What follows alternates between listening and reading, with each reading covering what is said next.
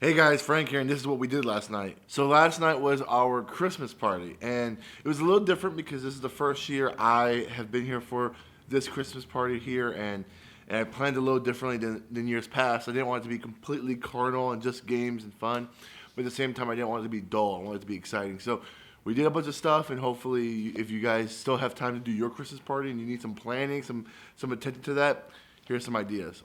We started off with the Youth Min Christmas playlist that is on Spotify with the link below. It was a bunch of songs that kids can walk into, can sing along, and have a good time. Our countdown video is Santa Shuffle. It's like this rap video. Actually, we did a couple rap videos this week.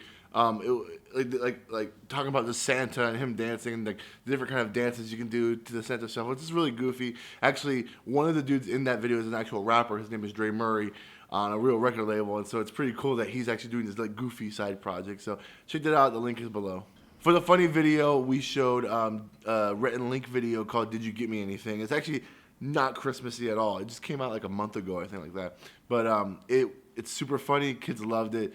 Really, really weird and goofy, and just kind of hits this like last turn curve at the end that you didn't expect. So check that out. "Did You Get Me Anything?" by Rhett and Link. And then for the final video, for the funny videos, it was a video called "This Is Christmas Rap," and it's by some youth pastor from like 2009. I'm sure he's still around now, but like an older youth group video that was just done really, really well, and it's really goofy. It had this Lonely Island SNL feel to it. So really good. It still works out. The only thing I don't like about the video is that it references 2009 because I think that's when it was made. But other than that, great video. Check that out. So then I took a note from Justin Knowles, copied him again, and we showed this like funny video that like no, like a bunch of people yelling no throughout like famous movies to talk about how we won't have youth group for the next 2 weeks on Wednesday nights, and actually we won't have youth group on Wednesday nights ever again because we're moving to Sunday nights. That was actually a good segue to talk about how we're moving to Sunday nights, how our first Sunday is in January 3rd, and then Big Winter Weekend that's happening in February. So we did our announcement portion, and then we actually did something very special. We decided to honor the guy who was kind of before me, the youth leader, youth director that was before me that's been here and actually kind of started a youth ministry at this church for the past several years. And so he came in, really cool guy, had a good relationship with him, and he left on good terms because he's a teacher now. And so we honored him. We prayed for him. We actually had all the kids come forward and lay hands on him, and we gave him some gifts. And so we got to honor him for a few minutes. And it was really sweet and a good time for a lot of the students. So we played a bunch of different games. I'm going to try to do my best to link them all below. So the first game we played was called this Christmas paper plate game.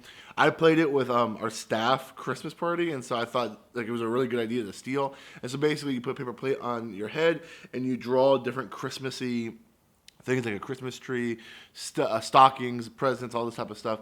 And it's just really hard because it's on your head. And so the person that drew the best picture that has this like point system, like whoever has the highest score wins. The next game we played was it was a version of Four Corners, but what I did was I got the DYM game.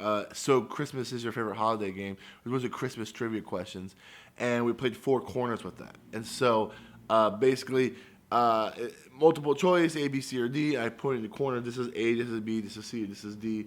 And then if they guess the answer, they have to run to that corner. And it's kind of process of elimination. If they are in the wrong corner, they have to sit down. If they're still up and they keep going, they keep playing. We actually had everybody out at one point, like after like question 4. And then we had everyone back in, and then it actually ended with one person winning. So it was actually pretty cool. That's a DYM store for like $3. Go check that out. So Christmas is your favorite holiday, I think is what it's called. Check it out. Then we played this game that I was super excited about. I don't know where I found it, how I found it, but it's called, I think I was like on Pinterest, and I found this under like youth group games, and I thought it was so exciting. I call it the yes or no game. And so I'm going to put below the link of the Pinterest game that I found, and then them like demonstrating how they played it based off a old variety show, game show that they've found from like the 70s or something, but it was so much fun. So basically I call 4 students up, one at a time. They come to me, and I ask them a series of questions for a minute, and the objective of them is to not say the words yes or no. They can answer the question however they want, they just can't say yes or no. And so I'm asking them like, what's your favorite color? Is that your favorite color? Like, what's your favorite holiday? So you love Christmas, asking them, try to ask them yes or no questions to kind of trick them to say the word yes or no. And if they get it, if they say yes or no, so they say the word they're not supposed to say, we actually had a cymbal from the drum set that it's in our sanctuary, and I had to smash it as loud as they can right in their face to kind of like startle them and make them like surprised. And it was so suspenseful, so intense. It was great. The kids absolutely loved it. The yes or no game, the link is below. This is not a Christmas only game. I plan on playing this over and over again, at least once a month, because it's just so much fun. So check that out. So then I played the infamous Saran Wrap Christmas game. That's kind of everyone's doing it this year. What I did is we had about 45 to 50 kids last night, somewhere around there, and we just split the group in half.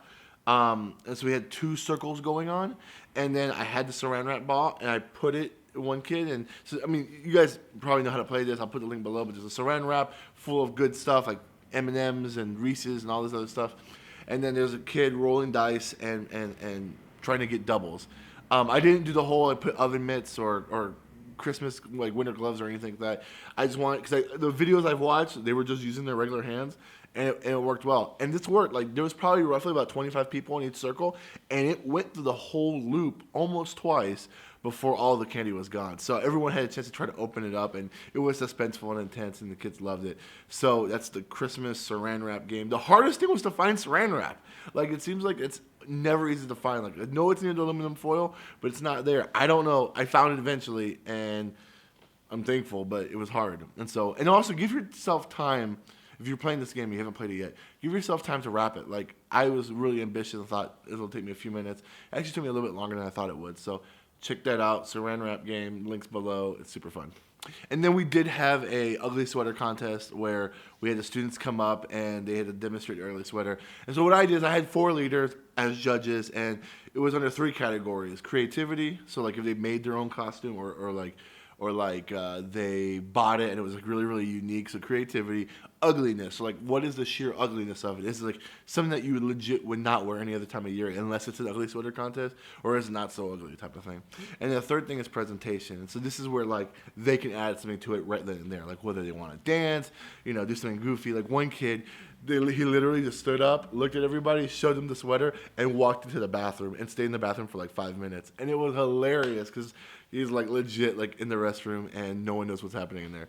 And so it was just super funny. Kids did great. The girl who won had a killer sweater. She like sewed a stocking on her back like a backpack, and it lit up and it jingled, and just super intense, super creative, and it was great. So typical Christmas sweater contest. I don't think there's a link for this, but every youth group should have an ugly Christmas sweater contest because it's super fun. Check it out.